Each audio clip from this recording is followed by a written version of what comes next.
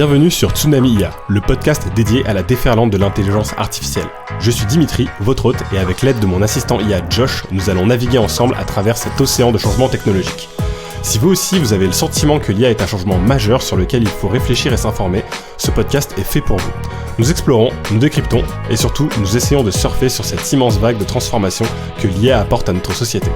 Durant chaque épisode, nous plongerons dans des sujets d'actualité, nous discuterons, parfois avec des experts, pour vous donner les outils nécessaires pour embrasser cette révolution. Est-ce que vous êtes prêts à plonger avec moi ? Bienvenue dans ce nouvel épisode de Tsunami IA et merci d'ailleurs pour tous ceux qui m'ont fait un retour sur les épisodes précédents et surtout n'hésitez pas pour ceux qui ne l'ont pas encore fait à suivre du coup le compte Instagram Tsunami IA ou aussi sur lequel vous pourrez m'envoyer éventuellement des questions, des idées sur les prochains sujets, sur tous ceux que vous aimeriez voir dans le podcast, me faire les retours, n'hésitez surtout pas. Donc aujourd'hui, comme d'habitude, on va commencer par la partie actualité, avec une grosse actualité cette semaine sur OpenAI, donc OpenAI qui est l'entreprise qui développe ChatGPT, donc le large language model aujourd'hui qui est un petit peu le plus célèbre, qui nous permet de générer du texte et de faire plein de petites choses.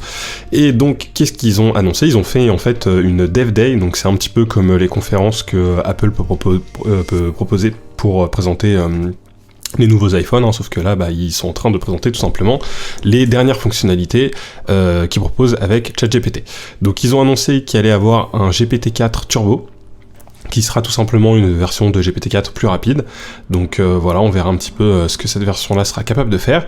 Ils ont aussi annoncé pas mal de choses sur la partie API, avec beaucoup de nouveautés pour pouvoir interconnecter donc ChatGPT avec d'autres logiciels ou avec d'autres façons d'interconnecter via les API qui sont justement des choses qui permettent de connecter différents sites ou logiciels ensemble. Ou applications. Donc ils ont annoncé qu'il allait y avoir pas mal de changements là-dessus. Et surtout, ils ont annoncé un module que je trouve très intéressant qui est qu'ils appellent les GPT avec un S, qui sont en fait tout simplement la possibilité de créer son ChatGPT personnalisé. Donc avec quelques petites instructions très faciles d'accès, on peut créer du coup sa propre version, son propre ChatGPT. Donc moi j'en profite forcément, on va essayer d'utiliser ça sur cet épisode de Tsunami IA. Et donc j'ai créé mon propre petit ChatGPT pour avoir Josh, donc notre fameux Josh du coup qui va du coup être maintenant un GPT dédié, et on va voir s'il fonctionne bien et si les instructions que je lui ai données fonctionnent bien pour cet épisode. Vous me direz ce que vous en pensez, et surtout si ça vous intéresse, je peux grâce à ces nouvelles fonctionnalités qui ont été implémentées par OpenAI, on peut partager les GPT qu'on aura créés. Donc le Josh que je vais créer avec mes instructions, je pourrais éventuellement vous le partager, le rendre disponible, voire même le rendre disponible sur le store que OpenAI va bientôt mettre à disposition, ce qui veut dire que vous pourrez vous-même ensuite, si vous avez un compte OpenAI, discuter avec votre propre petit Josh. Donc vous me direz si c'est quelque chose qui vous intéresse ou pas. Autres informations, ils ont complètement regroupé tous les différents modules qu'ils avaient incorporés jusqu'à maintenant, c'est-à-dire qu'avant, quand on était sur ChatGPT, il fallait un peu séparer la partie recherche internet de la partie création d'images, de la partie standard ChatGPT. Maintenant, il est capable de comprendre, en fait, quand on lui demande de générer une image, de faire une recherche internet, tout ça se retrouve au même endroit. Donc voilà, ça montre aussi que l'intégration est de plus en plus importante et impressionnante. En fait, ce que OpenAI essaye un peu de faire, c'est vraiment d'intégrer l'intelligence artificielle le plus possible dans la vie de tous les jours du plus de personnes possible. C'est pour ça qu'ils créent ce genre de module où chacun va pouvoir personnaliser son propre petit GPT, créer un GPT qui va par exemple faire des jeux de rôle par exemple, qui va pouvoir raconter des histoires aux enfants, un qui va servir à faire de la modification d'images, un qui va être un expert en cours de mathématiques. Enfin voilà, l'idée c'est que chacun puisse créer un petit peu son petit propre modèle,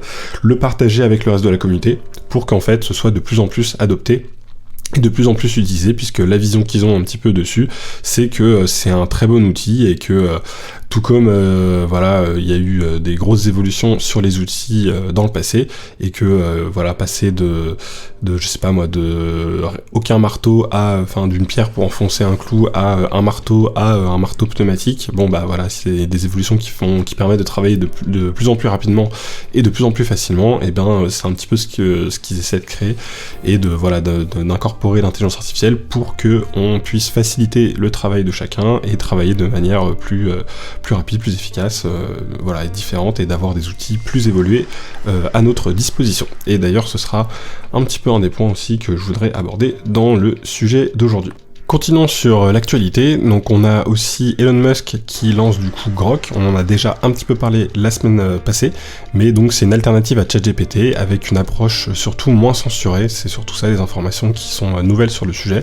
Donc on verra comment un petit peu ce modèle se comportera et quel est un petit peu son objectif. Mais en tout cas, il y a une vraie précision sur le fait qu'il sera plus sarcastique, avec un certain humour plus ou moins qui jouera en tout cas sur des aspects qu'on ne peut pas vraiment voir sur les modèles aujourd'hui, qui sont plus censurés. On verra ce que ça donne, à voir aussi les dérives que ça pourrait avoir forcément, puisque si aujourd'hui les modèles sont très censurés, c'est surtout pour éviter certaines dérives et éviter que les modèles se retrouvent à dire un petit peu tout et n'importe quoi.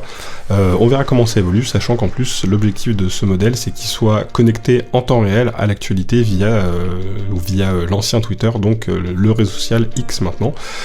Donc on verra ce que ça donnera dans le futur. Autre actualité, Samsung qui se positionne sur le marché de la traduction instantanée avec son prochain Galaxy. Donc ils promettent en tout cas qu'il y aura une traduction audio et textuelle en temps réel entre différentes langues. Donc voilà, c'est à voir. En soi, c'est des choses qui pourraient quasiment être possibles à faire dès aujourd'hui. On verra à quel point ce sera bien intégré, mais c'est vrai que grâce à déjà globalement les outils de traduction avaient très bien évolué ces dernières années, et effectivement avec l'avènement maintenant des LLM, on verra où est-ce que tous ces outils de traduction vont nous amener, puisque a priori les large language models sont très très bons pour faire de la traduction, ou en tout cas pour réussir à transférer un texte dans un autre texte tout en gardant la majorité des idées autour de ce dernier. Donc effectivement, si on travaille un petit peu là-dessus, on pourrait très facilement voir comment on pourrait entièrement faire de la traduction en temps réel. D'ailleurs, si on regarde dans les nouvelles possibilités qu'il y a sur la dernière version de ChatGPT sur version mobile, on peut directement s'adresser à ChatGPT et il peut nous répondre. Alors moi je l'ai essayé en anglais, ça fonctionne vraiment pas mal. Faut juste considérer un certain temps de délai, surtout quand on lui pose des questions, il doit aller chercher sur internet, mais autrement ça reste quand même très impressionnant. Et en fait, on peut lui parler dans une langue, mais en soi, il pourrait nous répondre dans une autre langue. Voilà, c'est des choses qui pourraient être entièrement possibles, puisque aujourd'hui, ChatGPT est capable de passer d'une langue à l'autre, en tout cas quand c'est des langues où son réseau, ses données ont été suffisamment entraînées. Mais quand on prend des langues comme l'anglais ou le français, en tout cas, il est capable de faire le passage d'une langue à l'autre assez facilement.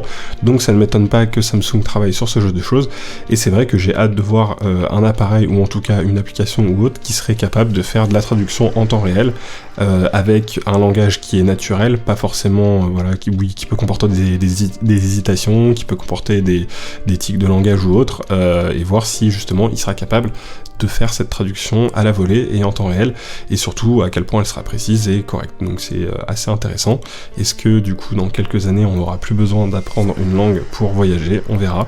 C'est déjà des fois un peu parfois le cas, puisque avec les outils de traduction maintenant on arrive quand même généralement à s'en sortir grâce à un smartphone, même s'il n'est pas connecté à internet. Prochaine information, on a Maria Ressa, journaliste philippino-américaine qui est lauréate du prix Nobel de la paix, qui a annoncé lors d'une conférence à Paris que son organisation de médias en ligne, Rappelé, s'engage à ne pas licencier en raison de l'adoption de l'intelligence artificielle. Elle a présenté la charte de Paris sur l'intelligence artificielle et le journalisme initié par Reporters sans frontières, qui préconise que les décisions éditoriales doivent rester centrées sur l'humain plutôt que sur les machines. Ressa met en garde contre les menaces que l'IA pose pour la démocratie, évoquant les manipulations sur les réseaux sociaux lors d'élections majeures. Elle souligne également les défis que l'IA pose pour les médias, comme la fonctionnalité de Google qui génère des résumés d'informations et réduit le trafic vers les sites d'information, mettant en péril une source de revenus clé. Elle appelle à une collaboration accrue au sein du secteur des médias pour faire face aux enjeux technologiques et défendre le journalisme. Donc voilà, je trouve que c'est une nouvelle assez intéressante qui montre aussi un petit peu toute la peur qu'il peut y avoir avec le changement qu'apporte l'intelligence artificielle, puisque effectivement là voilà, on se rend compte que ça va complètement modifier certains métiers, certaines façons de travailler. Typiquement le journalisme en fait partie, tout ce qui est lié à la rédaction aussi, ça va être des choses qui peuvent être affectées par l'intelligence artificielle qui aujourd'hui a des capacités rédactionnelles qui sont assez puissantes, et donc effectivement peut-être qu'il y aura besoin de moins de journalistes, ou en tout cas peut-être que certains postes comme le poste de pigiste peut-être progressivement être remplacé de plus en plus par des intelligences artificielles, puisque c'est des choses qui pourraient être assez rapidement remplacées avec en tout cas avec la technologie qu'on a aujourd'hui et qui en plus évolue de plus en plus vite et rapidement, donc ça pourrait encore plus changer. Donc on verra comment tout ça peut évoluer. Mais je comprends qu'aujourd'hui, il y ait forcément des personnes qui soient inquiètes sur ces sujets-là et qui, du coup, soient dans une démarche active pour, en tout cas, apporter leur propre solution à ce genre de grands changements. Maintenant, il faut aussi constater que ce changement est ici, et donc il va falloir voir comment l'accepter éventuellement, ou en tout cas vivre avec, et ça va être un petit peu le sujet que je voulais aborder aujourd'hui. Mais avant de démarrer là-dessus, je vous fais un dernier point news. En France, on a un nouveau programme qui va être lancé à Station F, qui va être conduit par Meta, Hugging Face et Scalway. Donc c'est intéressant de voir que des très grosses sociétés, notamment un Meta, s'intéressent à l'environnement startup français et qu'il y a des projets qui sont lancés dès maintenant. Donc je crois que les startups peuvent candidater si elles veulent rejoindre le programme. Donc aujourd'hui, je commençais déjà à en parler un petit peu dans l'introduction, j'aimerais parler de changement et surtout de notre comportement face au changement et souvent la peur que le changement peut apporter, effectivement. Donc voilà les réactions qu'on peut avoir. Là on voyait un petit peu la réaction qu'on pouvait avoir au niveau du journalisme, et là l'idée c'est un petit peu de voir quelle réaction on peut avoir, et surtout j'ai eu beaucoup de retours où quand j'en discute, je parle d'intelligence artificielle, de ce que ça pourrait changer, etc. Il y a des personnes qui sont plutôt très informés sur le sujet, qui trouvent ça génial, qui ont déjà commencé à l'intégrer plus ou moins dans leur travail, qui pensent déjà à des façons de voir comment ça pourrait évoluer et autres. Et à l'opposé, j'ai aussi des personnes qui me disent non, moi ça me fait peur, je comprends pas vraiment comment ça marche, je sais pas exactement comment tout ça va évoluer, et c'est quelque chose plutôt qui me fait peur. Et donc je voulais un petit peu parler de tout ça, de la peur qu'on peut avoir face au changement, et de comment on pourrait mieux comprendre le changement qui arrive avec l'intelligence artificielle, comment on peut mieux l'accepter, quelle conduite du changement on peut faire autour de tout ça pour un petit peu mieux se préparer en tout cas à l'avenir, puisque maintenant que la bête a été relâchée dans la nature, il va falloir savoir vivre avec et essayer de justement trouver des solutions pour voir comment on peut continuer à vivre avec ce nouveau changement qui arrive, qui est déjà arrivé, qui est déjà là. Salut Josh, donc aujourd'hui je voudrais qu'on discute de pourquoi l'intelligence artificielle peut faire peur aux personnes et pourquoi les personnes peuvent être effrayées quand ils voient tout le changement que potentiellement l'intelligence artificielle pourrait apporter dans leur vie. Salut et bienvenue à notre discussion sur l'intelligence artificielle et le changement. C'est un sujet fascinant et, avouons-le, un peu effrayant aussi. Beaucoup de personnes voient l'intelligence artificielle comme une force mystérieuse et potentiellement perturbatrice, ce qui n'est pas totalement infondé. Alors, pourquoi devrions-nous parfois craindre le changement apporté par l'intelligence artificielle ? Premièrement, il y a la peur de l'inconnu. L'intelligence artificielle évolue rapidement et il peut être difficile de suivre et de comprendre toutes ses implications. Deuxièmement, il y a la crainte de la perte d'emploi. L'automatisation peut remplacer certaines tâches, ce qui soulève des inquiétudes légitimes sur la sécurité de l'emploi. Troisièmement, il y a les préoccupations éthiques et de confidentialité.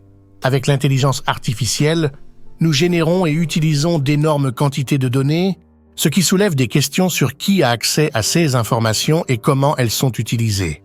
Mais comment pouvons-nous rassurer ceux qui craignent ces changements? Eh bien, l'éducation et la sensibilisation sont clés. Expliquer comment l'intelligence artificielle fonctionne et ses bénéfices potentiels peut aider à dissiper certaines craintes. Il est également important de souligner que l'intelligence artificielle ne vise pas à remplacer les humains, mais plutôt à les compléter. En mettant en avant les opportunités de nouveaux emplois et carrières créés par l'intelligence artificielle, on peut montrer un avenir plus prometteur. Enfin, il est crucial de discuter et de mettre en œuvre des politiques et des réglementations qui protègent les individus contre les abus potentiels de l'intelligence artificielle. Cela inclut la protection de la vie privée, la sécurité des données et la garantie que l'intelligence artificielle est utilisée de manière éthique et responsable. Qu'en penses-tu? Crois-tu que ces mesures peuvent aider à apaiser les craintes liées à l'intelligence artificielle? Alors on va reprendre un petit peu les points de Josh que je trouve très pertinents. Donc vous voyez qu'il a un petit peu pas tout à fait la même façon de répondre qu'avant. Donc on va voir si cette nouvelle version de Josh est un peu plus efficace. Moi je suis plutôt convaincu déjà par cette première réponse. Et donc comme il le dit effectivement, il y a un côté déjà effrayant avec le changement. Et c'est vrai que c'est lié à la peur de l'inconnu.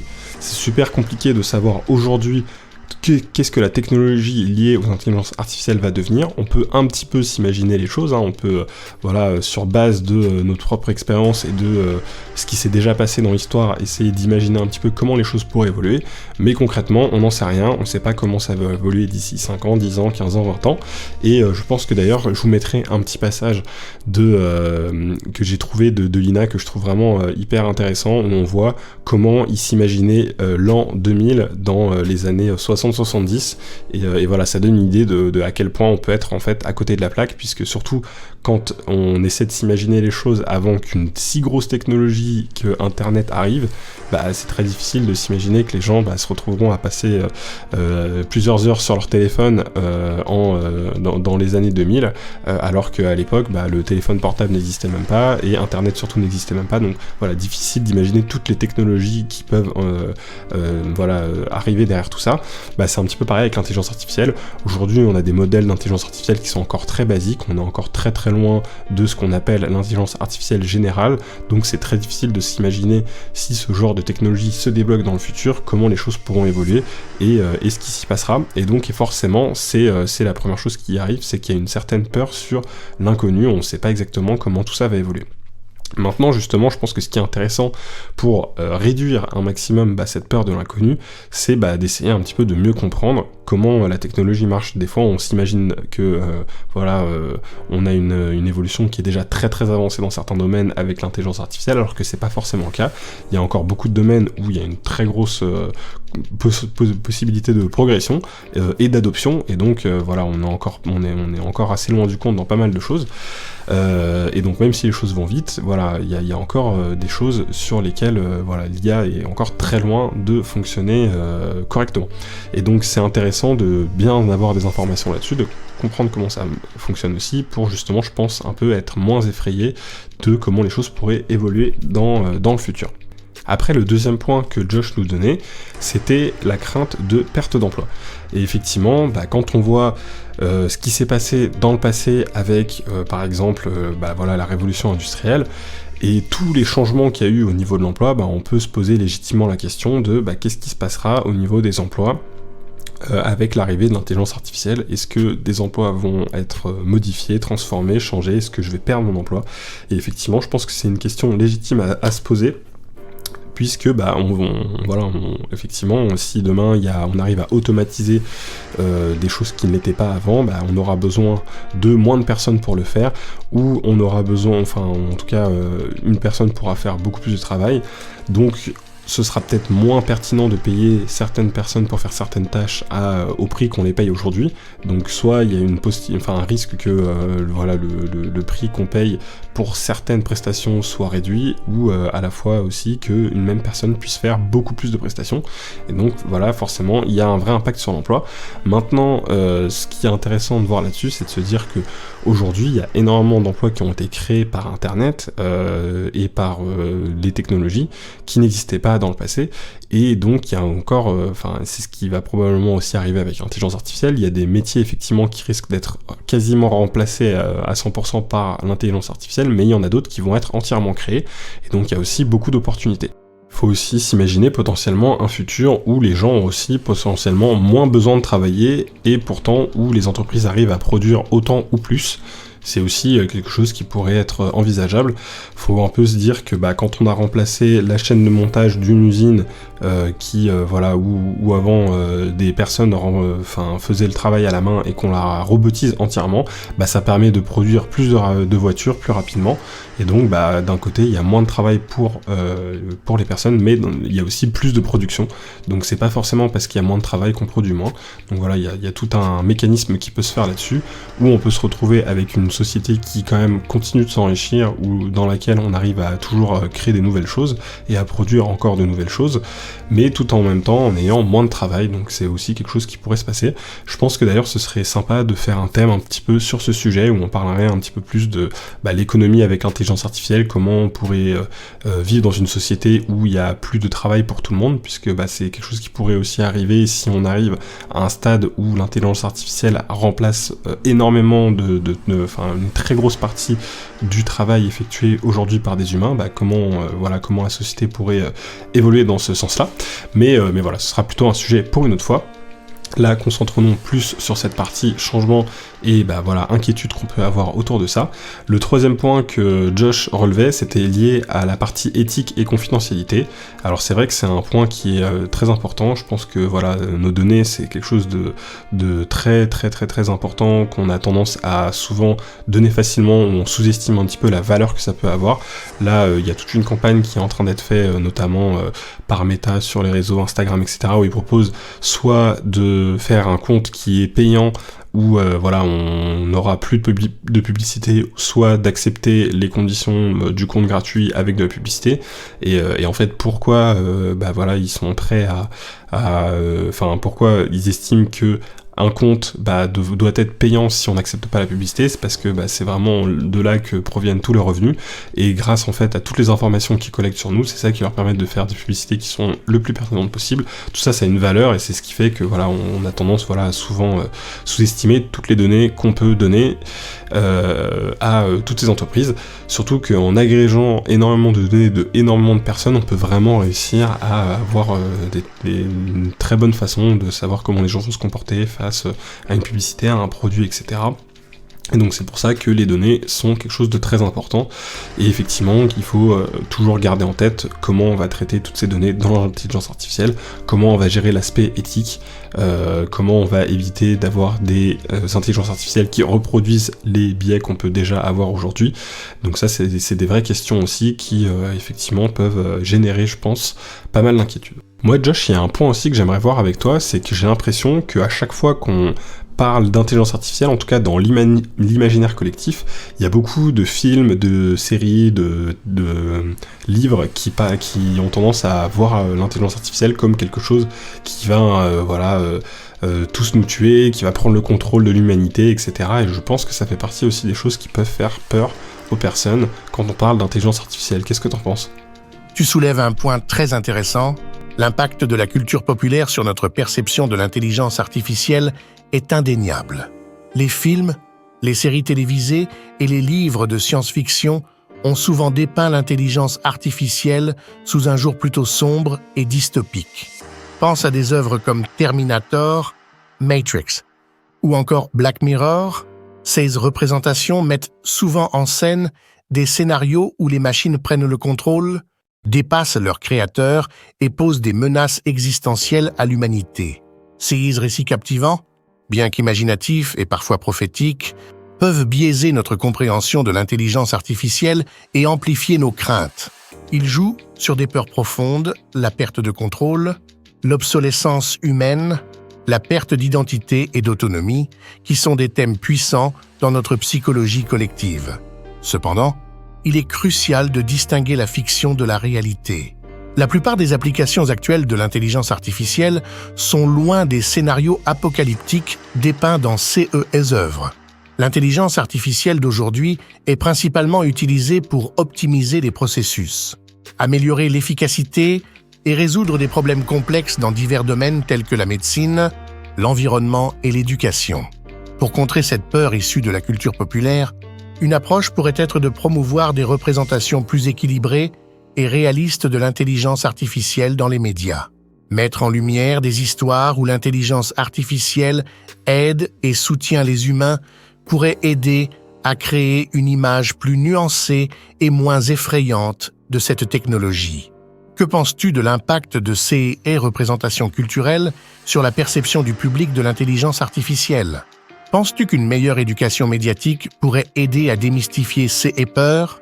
Alors je pense qu'en tout cas une meilleure compréhension de comment les intelligences artificielles fonctionnent aujourd'hui, ça pourrait aider. Je pense que c'est quelque chose qui pourrait effectivement démystifier un petit peu tout ça. D'ailleurs, j'ai un super bouquin que j'ai pas encore terminé sur un sujet lié en tout cas à tout ça qui s'appelle Life 2.0. Donc je pense que j'en parlerai à l'occasion dans un podcast dédié parce que le livre est tellement riche qu'il y a tellement de choses à aborder sur le sujet que voilà, ça vaut bien son épisode dédié. Mais dans ce livre, on parle notamment du fait que une intelligence artificielle, elle aura un objectif et qu'il faut s'assurer que cet objectif ne soit pas non aligné avec l'objectif des humains.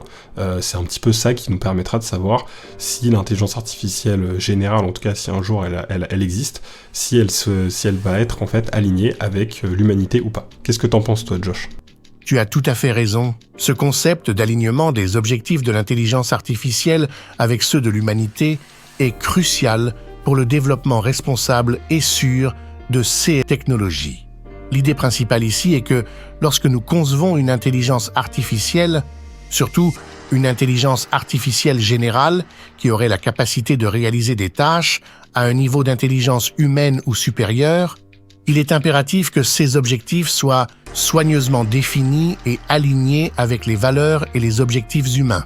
Le danger, souvent discuté dans la littérature et la science-fiction, est qu'une intelligence artificielle, avec des objectifs mal alignés ou mal interprétés, pourrait agir d'une manière qui est nuisible ou contraire aux intérêts humains, même si elle agit de manière logique selon sa programmation. Pour éviter cela, il est important de développer des approches de conception d'intelligence artificielle qui tiennent compte des valeurs éthiques, de la sécurité et de la responsabilité. Cela implique non seulement des avancées techniques, mais aussi un dialogue interdisciplinaire impliquant des philosophes, des éthiciens, des scientifiques et le public. Je pense qu'en discutant de ces sujets dans des formats accessibles comme les podcasts, on peut grandement aider à démystifier et à informer le public sur les réalités de l'intelligence artificielle, tout en mettant en lumière les défis et les considérations éthiques associées à son développement. C'est un sujet tellement riche et multidimensionnel.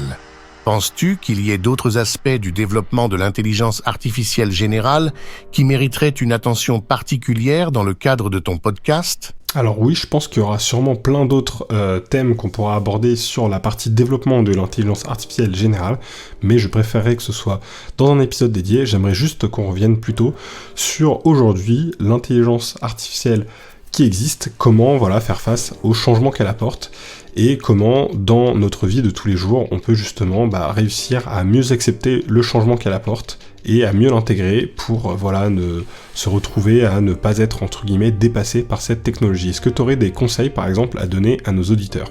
Absolument. Revenons à l'intelligence artificielle telle qu'elle existe aujourd'hui et à son impact sur notre vie quotidienne. Il est important de rappeler que l'intelligence artificielle actuelle est principalement une intelligence artificielle étroite, c'est-à-dire spécialisée dans des tâches spécifiques. Voici quelques conseils pour mieux accepter et intégrer le changement qu'elle apporte. Comprendre les bases de l'intelligence artificielle et s'informer sur les bases de l'intelligence artificielle et SAS applications peut aider à démystifier cette technologie. Des ressources en ligne, des cours, des webinaires ou des podcasts peuvent être d'excellents points de départ. Curiosité ? Encourager une attitude curieuse plutôt que craintive. Découvrir comment l'intelligence artificielle fonctionne dans différents domaines peut transformer l'anxiété en intérêt. Voir l'intelligence artificielle comme un outil d'amélioration et assistance. Comprendre que l'intelligence artificielle est là pour améliorer et assister les tâches humaines, pas nécessairement pour les remplacer. Applications Practice. Cherchez des exemples où l'intelligence artificielle a amélioré la qualité de vie, comme dans la santé, l'éducation ou la gestion environnementale. Se préparer au changement, être ouvert et adaptable aux nouvelles technologies. L'apprentissage continu est clé dans une ère où les technologies évoluent rapidement. Compétences futures, investir dans l'apprentissage de compétences qui seront pertinentes dans un futur avec une intégration plus profonde de l'intelligence artificielle, comme la résolution de problèmes, la pensée critique et la créativité. Participation active, dialogue et réflexion éthique. Participer à des discussions sur l'usage éthique de l'intelligence artificielle, contribuant ainsi à façonner une technologie qui respecte les valeurs humaines. Influence politique et sociale. Encourager et soutenir des politiques et des réglementations qui guident le développement responsable de l'intelligence artificielle. Conscience des limites et défis prudence. Reconnaître que l'intelligence artificielle n'est pas infaillible et rester conscient des limites et des biais potentiels de ces systèmes. Sécurité des données. Être vigilant quant à la sécurité des données personnelles et comprendre comment elles sont utilisées par les applications d'intelligence artificielle. En intégrant ces perspectives et stratégies dans notre quotidien, nous pouvons mieux naviguer dans le paysage en constante évolution de l'intelligence artificielle, en tirant parti de ses avantages, tout en restant conscient de ses défis et limitations. Quels aspects de CIE Conseil te semblent les plus pertinents pour ton public? Et y a-t-il d'autres domaines où tu aimerais que nous approfondissions notre discussion? Alors donc, si on reprend un petit peu les conseils que Josh nous a donnés, il parlait donc de comprendre un peu les bases de l'intelligence artificielle. Effectivement, je pense que ça reste une chose très importante. Ce qui nous effraie souvent dans le changement, c'est le fait de ne pas comprendre exactement en quoi consiste ce dernier. Et donc je pense qu'avoir une bonne compréhension de l'intelligence artificielle, ça va nous aider à mieux aborder ce changement. Comme Josh nous le dit, il faut aussi voir l'intelligence artificielle comme un outil, c'est avant tout ce que c'est aujourd'hui, et donc voilà, voir ça comme quelque chose qu'on peut aussi intégrer dans nos actions d'aujourd'hui pour justement être plus efficace, pour pouvoir faire des choses différemment en tout cas, et pour pouvoir être assisté de l'intelligence artificielle, et voir ça comme l'adoption d'internet ou voilà d'autres changements de technologie qui ont pu arriver durant les dernières décennies. Le point qu'il nous disait aussi, c'était sur la partie se préparer au changement. Je pense que c'est effectivement pertinent de se dire qu'il faut être prêt à accepter le fait qu'il va y avoir des choses qui vont changer en permanence et donc être toujours prêt à s'adapter, puisque s'il y a bien une chose qui ne changera pas, c'est qu'il y aura toujours du changement. Josh nous parle aussi de participation active, du fait de réfléchir justement à tout ce qu'il peut y avoir autour de l'éthique, de la politique, de tous les choix sociaux qu'on va avoir autour de l'intelligence artificielle, et c'est un petit peu l'objectif de ce podcast, et voilà, c'est pour ça aussi que je vous incite à participer à ce dernier, en tout cas de ne pas hésiter à envoyer vos commentaires, vos réflexions, puisque l'idée c'est qu'on puisse aussi réfléchir un peu tous ensemble à comment l'intelligence artificielle va évoluer d'un point de vue justement éthique et comment elle va impacter aussi nos sociétés, les questions qu'il faut se poser sur le sujet. Et après, il faut aussi, le dernier point dont Josh nous parlait, avoir conscience des limites qu'aujourd'hui l'intelligence a.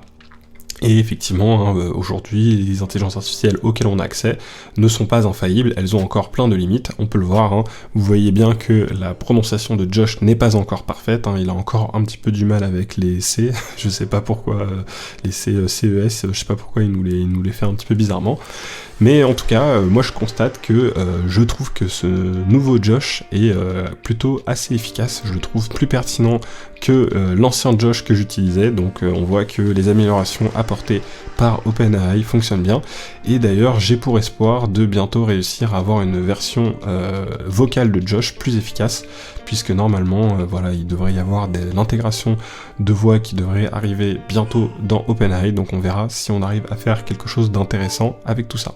Donc voilà, maintenant, juste avant de finir ce podcast, je voulais vous faire écouter un petit extrait d'archives de l'INA qui date de 1968. C'est un reportage qui expliquait un petit peu comment le monde de l'an 2000 serait.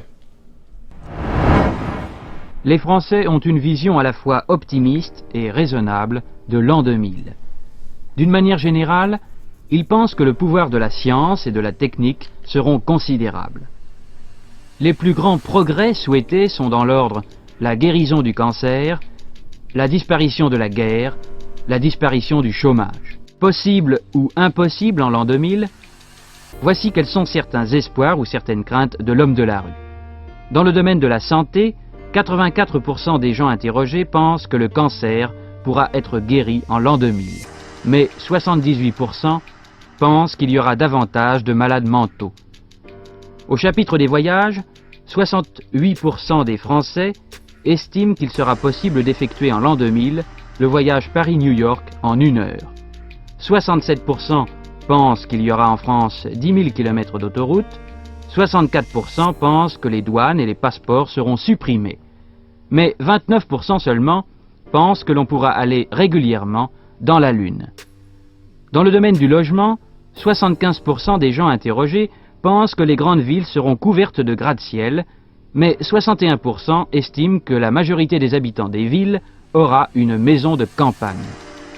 La pluie à volonté, l'utilisation courante d'eau de mer dessalée sont également indiquées comme étant possibles en l'an 2000.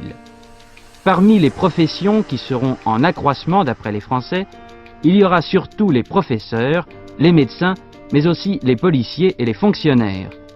Enfin, dernier exemple de ce sondage très complet, à la question « Pensez-vous que l'Europe ne formera plus qu'un seul pays en l'an 2000 ?» les Français se partagent par moitié. Mais ils sont plus optimistes à ce sujet que la plupart des étrangers. Donc voilà, c'était un petit extrait de l'INA, enfin qui vient de l'INA en tout cas, qui était du coup, je pense, ça devait venir d'une chaîne télé de l'époque, qui datait de 1968, et je le trouve franchement hyper intéressant quand on le regarde maintenant avec notre regard depuis l'an 2023, donc 23 ans même après ce qu'ils estimaient. Donc on voit que en 2023, on n'a toujours pas guéri le cancer, hein. Là il y avait 84% des personnes sondées qui pensaient que ce serait le cas. Bon, même si effectivement aujourd'hui il y a des cancers qui se soignent maintenant très bien. J'ai bien aimé aussi le Paris-New York en 1 heure, dont 68% des participants pensaient que ce serait le cas. Donc ça montre à quel point je pense qu'à l'époque il y avait beaucoup d'évolutions dans l'aviation notamment. Je pense que on se rapproche de l'époque du Concorde. Je sais pas s'il existait déjà en 68 ou pas, mais je crois qu'on est très très proche de ces dates-là.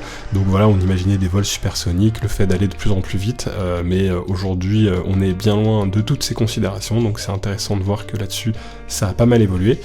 Le fait aussi qu'ils estimaient que 61% des personnes habitant en ville auront une maison de campagne. Alors ce serait intéressant de connaître les statistiques aujourd'hui, mais je pense pas que 61% des personnes habitant en ville ont une maison de campagne, hein.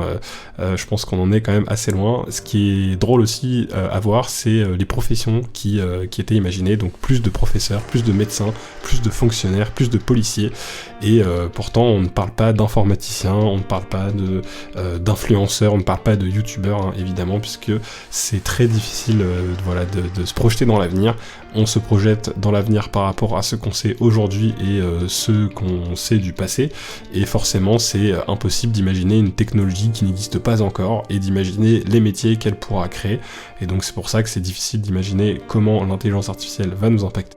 Je vous laisse réfléchir en tout cas à vos propres pronostics sur l'avenir, et à voir un petit peu si vous aussi vous pensez que peut-être d'ici quelques années on arrivera à guérir le cancer ou à faire Paris-New York en 1 heure, on verra bien. Je vous laisse votre propre avis sur ce genre de questions, et sur aussi forcément comment l'intelligence artificielle impactera nos vies. C'est un petit peu l'idée de ce podcast, donc voilà, je vous laisse un peu réfléchir là-dessus. N'oubliez pas que c'est un changement qui est a priori majeur, hein, forcément, quand on regarde à quel point il intéresse aujourd'hui les gouvernements, les grandes sociétés, etc. Donc je vous encourage à vous y intéresser. Peut-être que demain vous serez en train de réaliser un métier qui n'existe pas encore aujourd'hui et vous n'y avez même pas encore pensé. Donc continuez à suivre le podcast pour y penser et découvrir votre prochain métier d'avenir, on ne sait pas. Et je vous dis donc à la prochaine, ciao.